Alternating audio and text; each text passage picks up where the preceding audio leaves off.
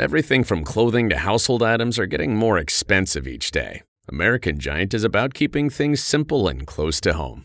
They aren't affected by tariffs because their products never leave the U.S. Support American-made tariff-free clothing with American Giant with American Giant. Get 20% off your first order when you use promo code STAPLE20 at american-giant.com. That's 20% off when you use code STAPLE20 at american-giant.com. Welcome to Surviving Roots, the podcast where we navigate the messy, beautiful work of healing and growth. I'm your host, Cari Fund, and this is your space to breathe, reflect, and find strength. Whether you're breaking free from old patterns, healing from loss, or rebuilding your story one small step at a time, you're in the right place. So take a deep breath, give yourself this time, and let's uncover the tools to move forward with courage. This podcast is for you.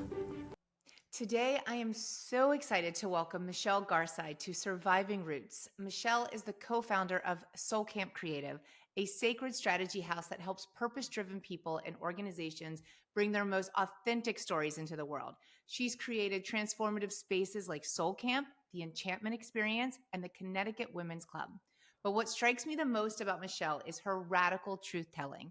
She's shared openly about her recovery journey through addiction, bulimia, and alcoholism, and how embracing shame has actually been her doorway to power, self-expression, and thriving. Her debut book, Not Awakened, comes out in 2026 and is already a conversation starter about what it really means to stop hiding, to stop performing, and to claim your wholeness. Welcome, Michelle. I've been looking forward to this. Oh my gosh. Thank you for having me. I'm so happy to be here. I'm so excited for this conversation. I'm so excited. We've actually chatted before. We have some mutual friends that introduced us, and I remember just chatting with you. I just felt so connected, and It was a little not eerie, but we have so many similarities with our traumas and our past. We have similar traum.coms. We do. I mean, and it really just goes to show me that we're really not alone in our stories. They really do truly connect us. Yes. And truly what I have found and what my whole life has become is that it's talking about the darker times that connects us so much more so to one another and to ourselves. And so, of course, that shared messiness is what brought us together. I love it. I love it too. Well, I just want to dive right in. Let's just go for it. Let's just go in. Let's do it. So when you look back at your roots, like with your family or early in your career, or even like those first stories of who you were, is there a moment or moments that still whisper to you today? Oh my gosh. Well, oosh, because I still hear the whispers. From my earliest memories, the biggest feeling that I had was that I don't belong here. Right. That all of these other girls know what they're doing as far as what they're wearing, what they're bringing to school for lunch, what they're carrying their water bottles, what their water bottles look like. And I never really got the memo. I was always kind of like trying to learn a few steps behind on what to wear, how to act, how to, be a human. And so my earliest whispers have always been, you don't belong here. You don't fit in. This isn't the box for you. And I desperately tried. I spent, truly the first 30 plus years of my life, desperately trying to fit into boxes that I didn't necessarily belong in because I thought that it was wrong that I didn't belong. And that it was on me to make myself fit in. So I think the whispers have always been about belonging. And that's always been just such a key theme of my life. What does it mean to belong? Why do we feel like we don't belong?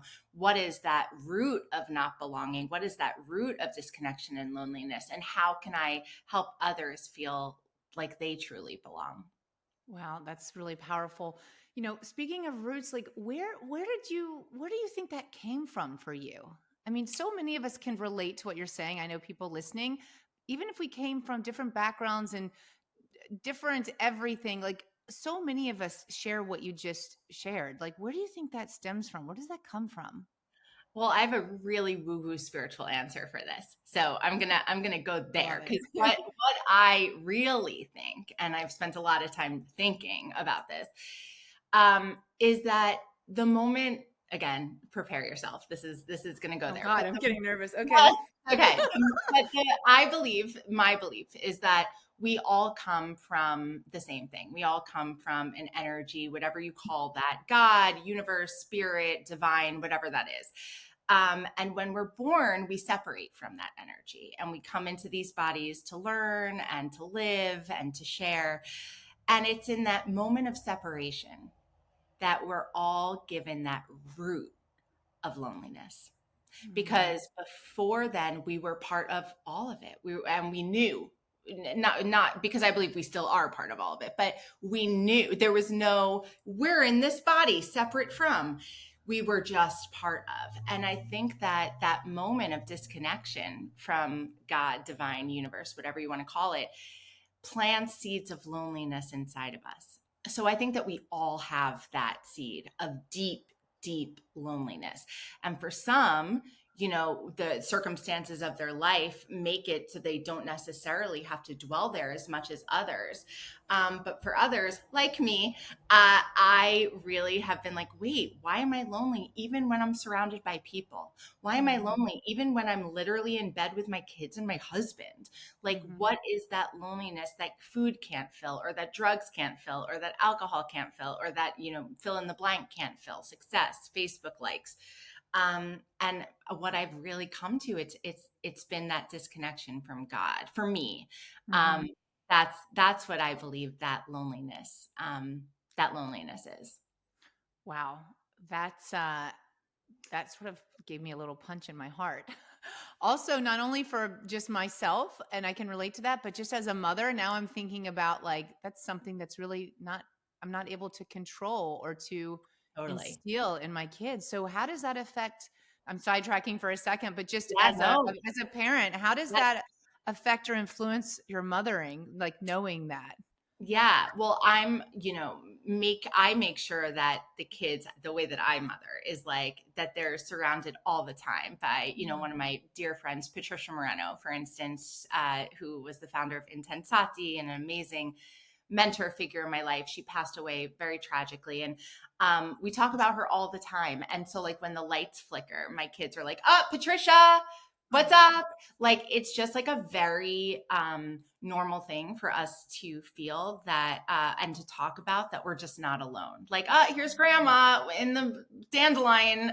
Like we're just very much like we're all connected. You're Yeah. always connected, even when Patricia passes, or even when, great grandma has passed. Like they're still here because we're always connected. So I don't go there truly of like, we are all one, oneness, consciousness. Like I don't talk that way with Yeah. them.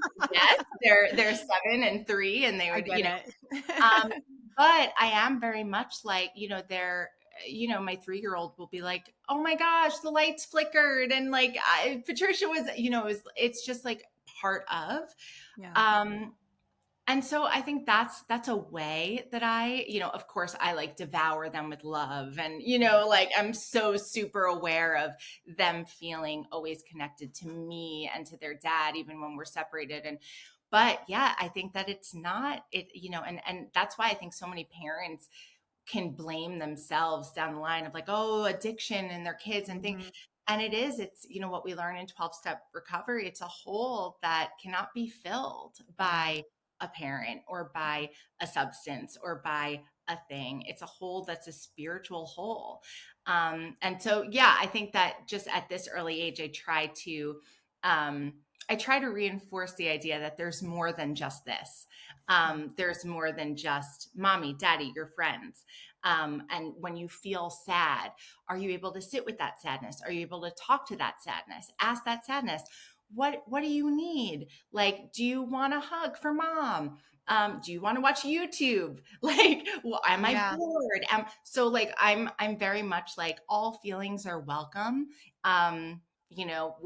We're given all of these feelings: happiness, sadness, anger, rage, not to just feel the happiness. Yeah. It's something that I'm truly still learning. Yeah. content practicing, I'm able to Yeah. say it here. And, but truly that's a big learning for me, is feeling comfortable with anger, in myself and in Mhm. others.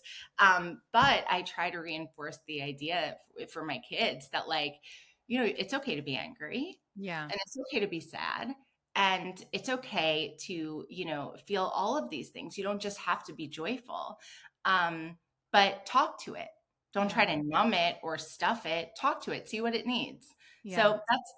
So listen, I'm doing motherhood really messy and messing up along the way. I can't wait to hear the It's stories real. that my kids will tell someday. But they know that they're loved. And that's one thing that I can say, that they know that they're loved, and they know how to get in touch with a feeling of love even when I'm not there.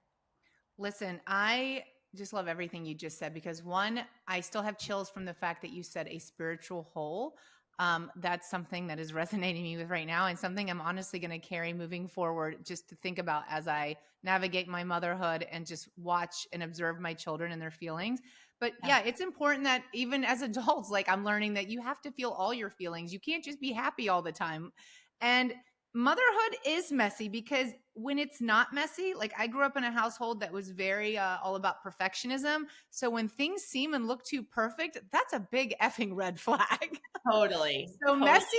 messy is beautiful. Messy means you're present and you're just, you're in it. And that I think that's great.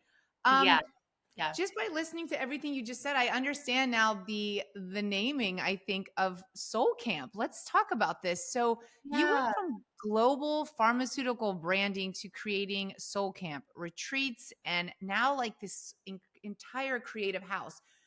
What was your wake up call if there was just one that said, I need a more soul centered path? Yeah. Well, thank God for rock bottoms, because for me, it's been only the loudest, hardest, dirtiest, most horrifying moments of my life that get me to wake up and change. Yeah. So even now, when I find myself in like a real rock bottom with my husband, with fight, whatever it is, I'm like, all right, like being called to really fucking change. Yeah. And so I'm aware of it now. But back then it was I'll name the time. It was 2011, and I had just broken up with my boyfriend. He moved out of our apartment. And at the time, I was drinking so much, doing cocaine. I was very successful because I'm very smart. So I was very successful in my career. But like, I lived for the weekends. I lived for the 3-day weekend, the happy hour. Like, I didn't love my job. I didn't love what I was doing. I was just really, really good at it.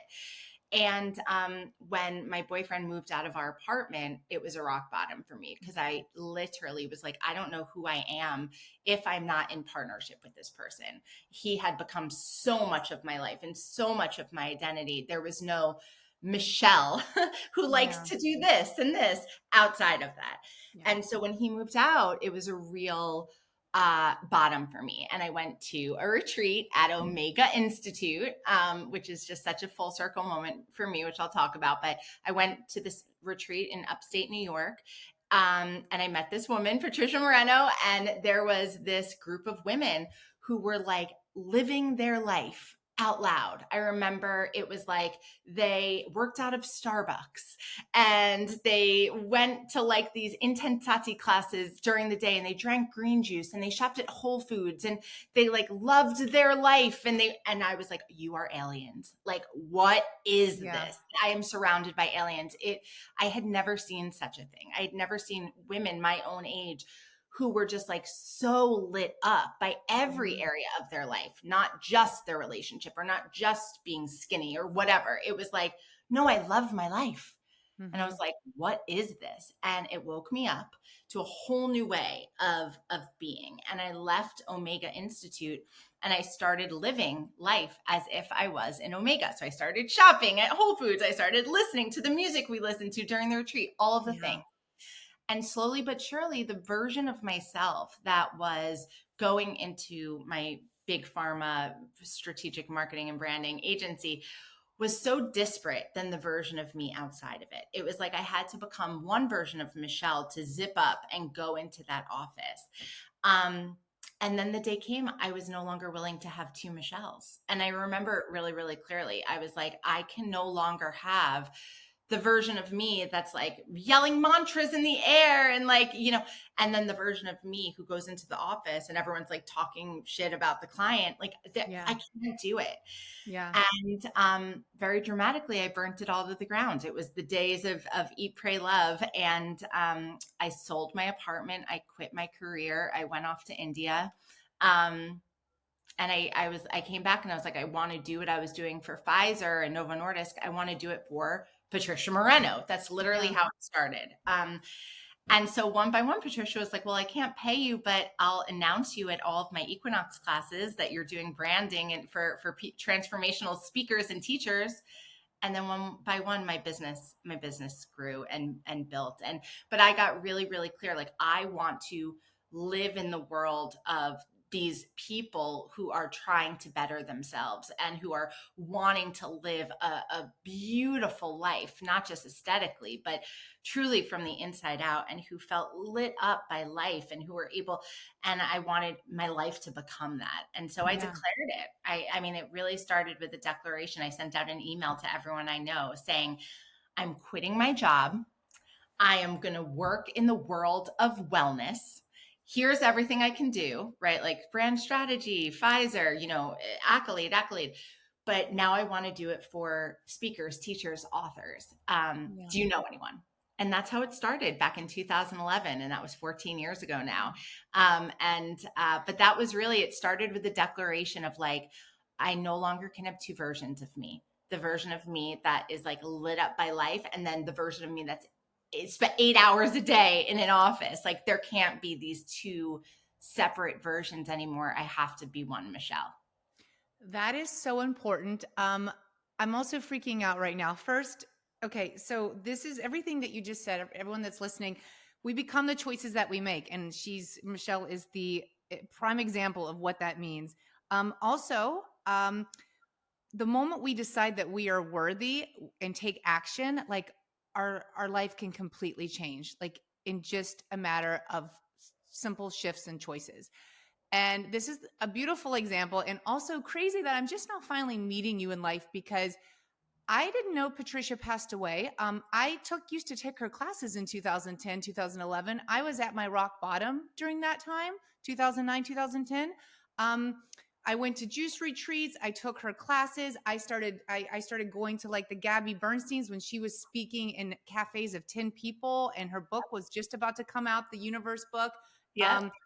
And I would go to all of those things, but unlike you, I didn't think I was worthy of that change yet. So I kept in my ways for a couple of more years until I ended up meeting someone, it was now my husband. But it took me for someone, like I had to see myself through someone else's eyes. Like, wow, I am not cold. I am lovable. I am worthy of the life that I dream of. I am worthy of the woman that I want to be.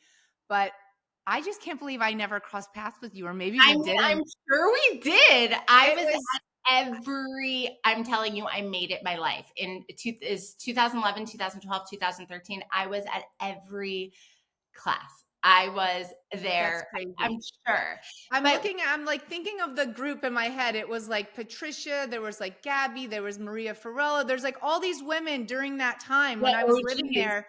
And I'm like, Chris Carr. I'm like, wow, look at all these women shopping at Whole Foods and drinking green juice. Like, I so wanted to be them, but I did not take action. And I've learned to forgive myself that it took me a while to sort of, realize that I was worthy of all this change. But that just goes to show everyone listening that you can have two people sort of experiencing the same thing, but one took action and one didn't until later in life. But it just shows you the power of our choices. We really do become the choices that we make. Absolutely. And the words that we say after like you were just saying, I am worthy, I am this. I mean, those define our life. So I'm so aware, like I say all the time, like I'm successful, like I'm really smart. Like I declare it all the time. Because I know that the words that we use shape our reality, right? There was a Sufi poet that said, Hafiz, and he said, the words that we speak become the walls of the house that we live in. And it's like, what's my house look like? And so I am like so aware. And intensati is such a practice that teaches us those, I am strong, I am powerful, I am this. And it changed my like truly, it changed the way that I was speaking to myself. I didn't even realize that I was walking around Manhattan being like, I am fat, like I am, Yeah. alone. And Yeah. it wasn't until I was like, I am a creative genius, that I was like, oh my God, what words was I saying? Yeah. And that really did change everything. Yeah, it's so true. I can just picture like all of those New Yorkers when I moved to New York. I was like, if you can make it here, you can make it anywhere. And I'm thinking, I can't be the only one in the street saying, I'm not skinny enough, I'm not pretty enough, I'm not successful enough, I'm not here yet, I'm not there yet. Like, I think all of those people, I can actually picture myself walking up Park Avenue to go into my office every day, just herds of Oh, people. And it's like, I could just imagine what everyone's thoughts truly are in that city sometimes. yep, yep, yep, Especially when yep. you first arrive. And I don't know, it really is the words. Well, speaking of words, like you've openly shared about your recovery journey, alcohol, bulimia, addiction. I can totally relate to you with bulimia. We've actually even talked about that during our first chat. Yes. When you finally said those words out loud and you finally sort of told the truth of the Michelle that you were before the Omega, and sort of shifting and changing your life, how did it feel? Like, did it change your behaviors, and did it fuel your healing just saying those things out loud? I really grew up in 12-step recovery. So Okay. I was bulimic. I started with eating disorders in ninth grade. And so it was a while, right? And like Yeah. in and out of hospitals, and it was bad. It was really bad. And so 12-step recovery really taught me and showed me what it looked like to be honest in the mess. So not, being in those church basements and being in these rooms, it wasn't just people in that were recovered and talking. There were some of those, but mostly, and especially the way that I showed up in those rooms for 15 years was, I threw up again last night, or I'm going to leave this meeting and I'm going to go to the supermarket. Like, I can't stop eating. Like, I haven't eaten, whatever it is, like Mhm. showing up in the mess, not after the fact, not Yeah. here are my reflections looking back, like, but I'm here now. Yeah. And it was the most powerful thing, because so many teachers, speakers, thought leaders, influencers, whatever out there, only people, lay people, only speak after the fact of like, I went Mhm. through this and here's what I learned, or I Mhm. went through this and now, and there was no one who was like, I'm in this Yeah. now. Actually, I take that back. Glennon Doyle recently was like, I am anorexic and I'm really just figuring it out. And so, Yeah. and it was so powerful, because it's so rare to hear in the moment, I'm Yeah. here. Yeah. Because so many people feel like they need to have it all figured out and have the shiny gloss before they're able to say it out loud. Yeah. But 12-step recovery really showed me otherwise, the power of saying it out loud in the mess. So that was something that I was comfortable with. And I remember I even, when I met Eric, the man that's now my husband, I was Mhm. like, I want to let you know, like, I do this weird thing with food. It's no big deal. Like, you might not hear from me for a few days. Like, don't worry, I'm fine. Like, I just turn off my phone. And he was like, what? Like, it was like it was so just like, yeah, this is what I do. Like, it was so normalized in a way, in a weird way, maybe for me, Yeah. of just like, yeah, like, I shut off for a while, and then, I do this thing, but like, it's not a big deal. And he was like, no, that's a big deal. Yeah. And he was the one. And that's why when you said, I had to hear it through someone else's voice, someone else's eyes, that was my story with bulimia, Oh my which was, gosh. yeah, it was Eric who was like, you've had this eating disorder for 15 years. Like, you're an old timer. Old timers die. Like, he said it very just like naively and matter of factly. And he's Yeah. like, I really like you, but like, I don't think I can do this like with you if you're not like getting better. Like, I Yeah. can't just like be okay with you maybe not answering my call because you're dead around the toilet bowl. That's what Yeah. he said. And I was literally, Cari, for the first time, I was like, oh, maybe this is serious. Like literally, I was like, ooh, me. And I had been in rehab. I had been in Yeah. hospital. Truly for like the first time, I was like, oh, maybe I could die. Like it was like, Yeah. and for the first time, I felt like I had these two paths in front of me. It was like, continue on dating this guy. And it wasn't like serious at the time, but I liked him. It was like dating this guy Mhm. and seeing where that went, or literally choosing the food. Like Yeah. literally saying, okay, I'm going to choose my food instead. Yeah. And the next day, I went back to the LGBT Center on 13th Street in New York City, and I went to an OA meeting, Overeaters Anonymous, and I raised my hand and I said, you guys have seen me in this room for years, Mhm. and I've never actually worked the program. It's been really comfortable for me just to be like, me too. I'm Yeah. also, um, but I need to work the program, and I need to like get a sponsor, and I need to do the nutrition. Like I need to do the things. I need to work Yeah. it. Yeah. And I never threw up again. That was it. That was the moment. And Eric became my husband, the father of my children, all the things. And listen, it's not perfect by any means. It's very messy, but it was that choice of, I'm going to choose this path with this person who maybe sees me differently than I see myself. And I'm going to choose that instead of me alone with Bravo and seamlessweb.com. Yeah. And Go yeah, Eric. yeah, go Eric. I mean, yes, it's a good reminder for me right now Yeah. that happened. But yes, but that really was it. And so I had shame about that for a little, that it wasn't like on my own accord, that it wasn't like this wake up call from God. Like it was a guy, right? Yeah. But what I heard in talking about that was like, yeah, sometimes God comes through guys. And I was You know like, what? You just gave me chills. That needs to be on a t-shirt. I seriously, our similarities are just crazy. First of all, congratulations to you for making the best choice.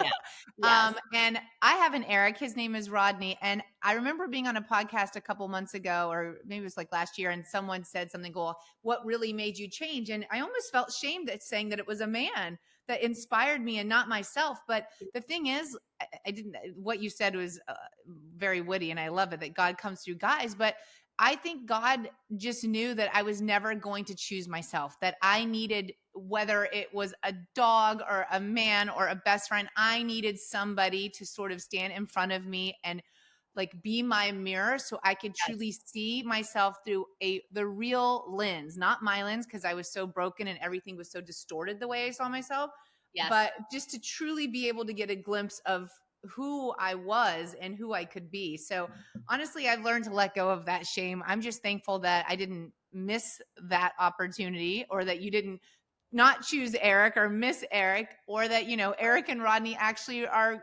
great men to where like they didn't say like, see ya, Yes. this isn't for Bye, me. crazy. Yeah. Absolutely. Yeah, So, absolutely. yeah, but God does come through guys sometimes, and that's okay. Guys sometimes come through guys. It's true. But yeah, it was Eric that really led that decision. And it wasn't until a few years later that I stopped drinking and I got sober. But uh that took that had a more of a grasp on Yeah. me. But yeah, that was and then ever since then, I'm like very loud and open about it. I really believe I have no shame around Yeah. it at all. So I speak really, almost jarringly, I think, especially like I live in Connecticut, and like I joined like the mom's book club. And like, I think that the way that I can speak is like very affronting sometimes. And I'm okay with that too. And I really get like, I'm not for everyone. And some people, many people might be really turned off by me. But if there's some person who's like, oh wait, I'm doing that with Yeah. food, that's all that I care about. Like if that person says, oh, can we talk more about this? Because like, I think that's why I am who I am. I want to be a permission slip for other people to be like, oh, maybe I'm not so fucked up. Like if Yeah. she's just talking so openly, maybe I can share with someone, with a Yeah. therapist, with someone, right?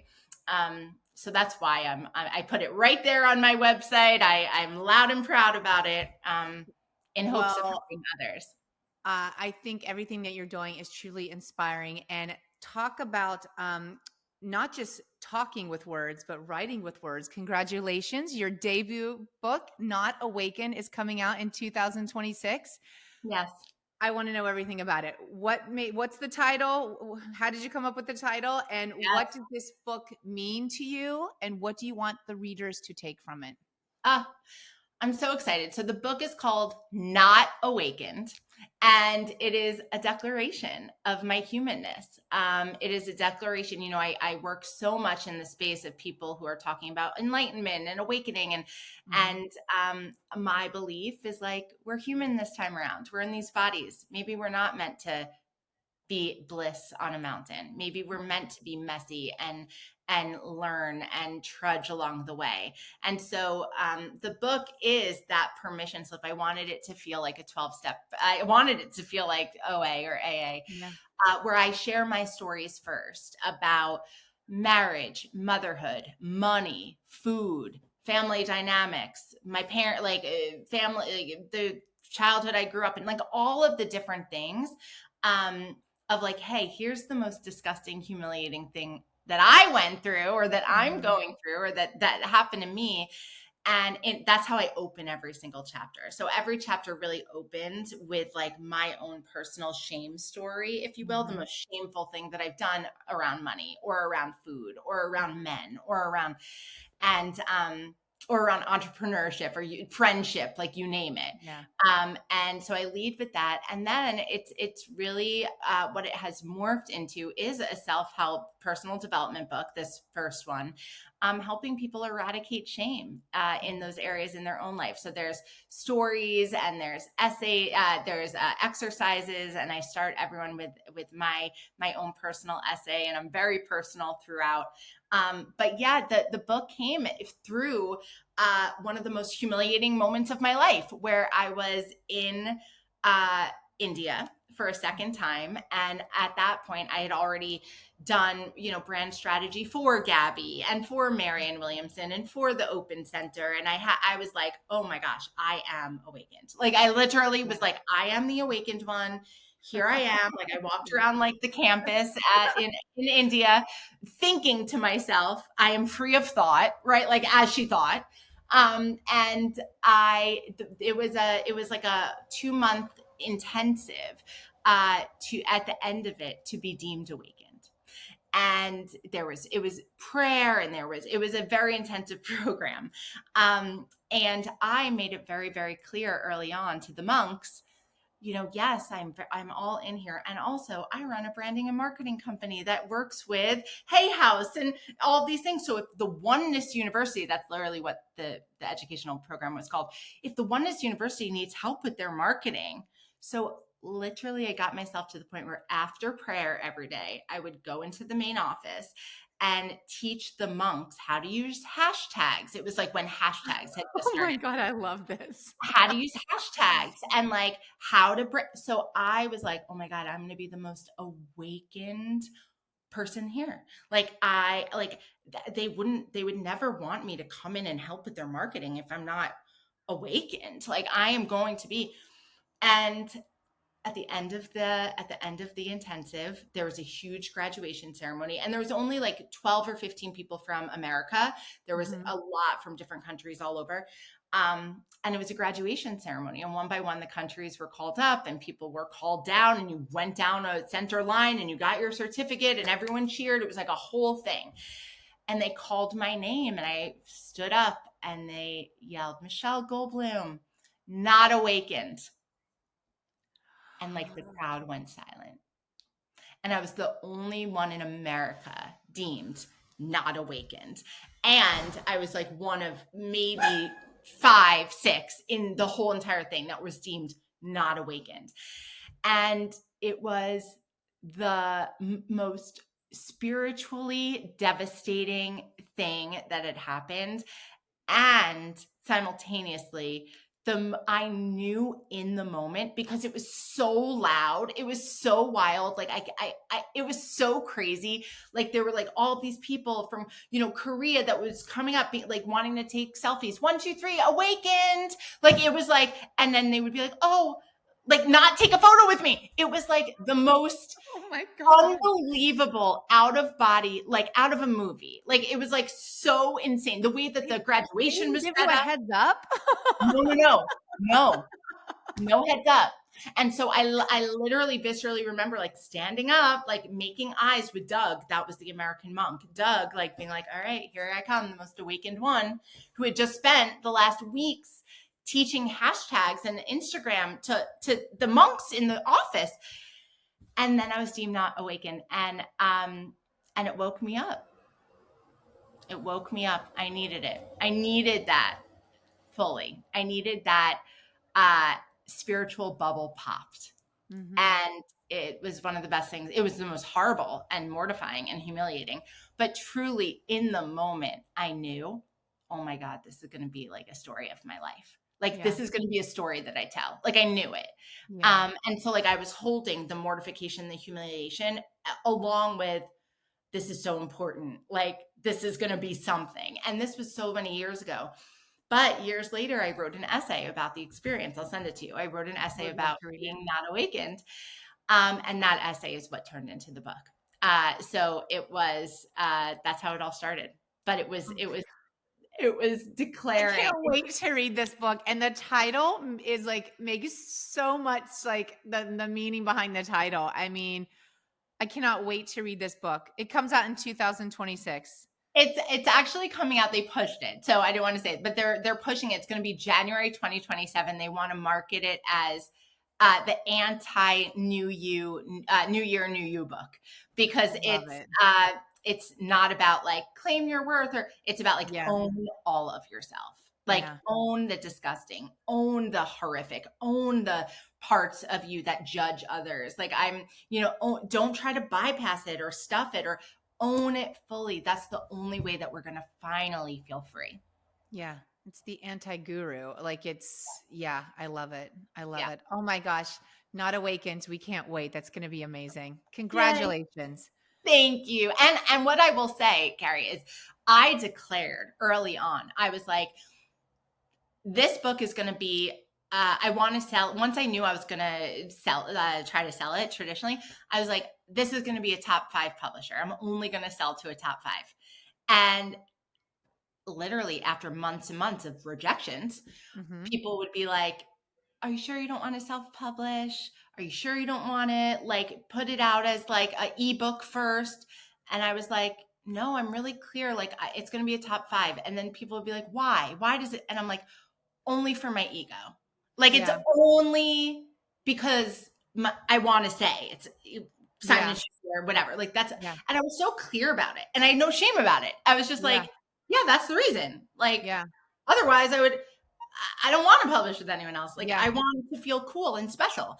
Yeah. And that's what would make me feel cool and special. And I was so clear, and there was nothing. And I'm telling you, the universe fucking realigned itself. Like Yeah. an editor who worked at Sounds True, left her job, moved to New York City, Yeah. moved to Hachette, it was like the craziest, but it was the power of being so clear. I was Yeah. like, without shame and Yeah. not pretending, oh, because no, it was like Yeah. truly just because I want to feel cool. That's it. Yeah. And I really believe once like that once that funnel is like so clear and like, Yeah. it's just like the universe can realign itself. That's really badass of you for just saying that out loud. I mean, it really is. Like, it just is. It Yeah. just is. Yeah. You're very cool. You're cool too. No, I mean, honestly, people ask me like about my journey and things like that. And it's just like, I need the validation because my mother, everyone always in like my entire childhood and womanhood has been invalidated by people that will never truly love me. And I know I've done the work myself, but I still need an outside validation to tell me that this was real. And also, I think a lot of people can find their own journeys with things, whether it's self-publishing or hybrid or traditional, but also like I feel like my entire life I've had to do things alone, even like raise myself. Like, I don't want to do everything anymore. I Yep. want help, and it's okay to ask for help and want the help and not be ashamed that you need it. So good for you for just saying it out loud, because Yeah. yeah, I totally get it. Yeah. I get Yeah. it. Yeah, but I Not Awaken, check out, it's notawaken.com, and people can see about the book, and like you can download, I think, like my essays. There's something there, I forget. But Amazing. but that's the work that I do carry now with people, which is like really like that story, that one of the most humiliating stories of my life became the reason I have a book deal. So Yeah. like I help people really reframe, the stories that they might not be telling, or the stories that they might be hiding, or the stories that they might be like, Mhm. oh, I am who I am, despite despite this. And it's like, no, No. Yeah. Yeah. because of this.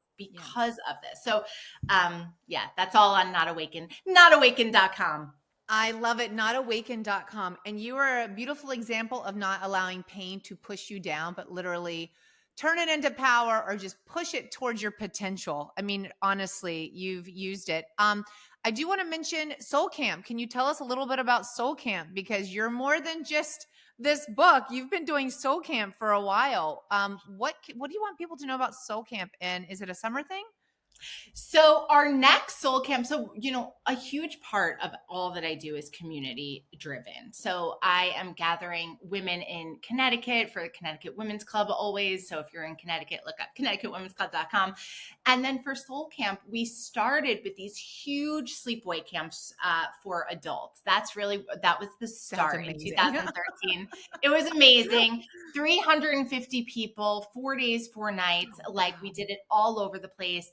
And it was incredible. And what that has now become, and I think it's more than anything, now we're in our 40s, like we're no longer, we no longer necessarily want to sleep like in sleeping, we want a more elevated experience. What it's become is these bucket list experiences for women around the world. So last year we took 16 women to Tuscany, and Wow. yeah, and next year we're going to Greece, and we already sold out our first week. We're adding another week, which is so crazy. Like I'm going to be in Greece for literally 3 weeks. It's insane. That's amazing. But we do these trips around the world for women, and that really started in during COVID. It was like, oh wow, the world can end on a dime. Like Mhm. the world Yeah. can stop so quickly. We shouldn't wait anymore. Like there's like Yeah. no more wait. I'm going to wait till I'm skinny to do this thing, or I'm going to wait till I'm retired to do this thing, or I'm going to wait to, it's like, no, let's just do it all now. Cause like Yeah. a global pandemic can come out of nowhere. Yeah. So we're like, all right, let's create these like, where in the world would we want to go? So anyway, Soul Camp has become these amazing trips, and there's energy work, and there's movement, there's intensati, there's Diksha, which is what I learned in India. Ali does her Tibetan bowls, and our next one is in Greece. We don't even have a website up about it yet, but I'll be announcing all about it once we are adding the second week, because we sold out the first week just word of mouth so Oh far. my gosh. I need you to let me know, because I have to tell you, like, adults sleepaway camp sounds amazing. Amazing. And it's getting in touch with play, and it's getting in touch with joy, and it's getting in touch with, the parts of ourselves that maybe we said, oh, that was for then, or that was for when I was younger, or that's for my kids, or that's for those types of people. But that essence of joy and play and unleashing, it's freedom. It's Yeah. freedom. And to have safe spaces and places and women and around you that allow for that Yeah. is sacred and Yeah. beautiful and necessary. Yeah. That's one of the biggest things, is just having the space. So Absolutely. beautiful for you for doing that. I mean, that's amazing. I actually really want to possibly join. I need a sleepaway camp. Oh my God, Cari, I'll send you the I information. would love it. Okay, so I want to end sort of like on a legacy question. If listeners, if they can hold one piece of wisdom from our conversation today, what would you want it to be?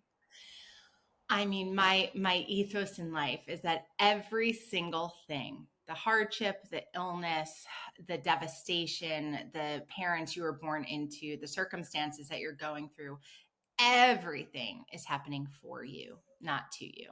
And it might not feel that way. And it might feel so messy right now. That just means you're in it.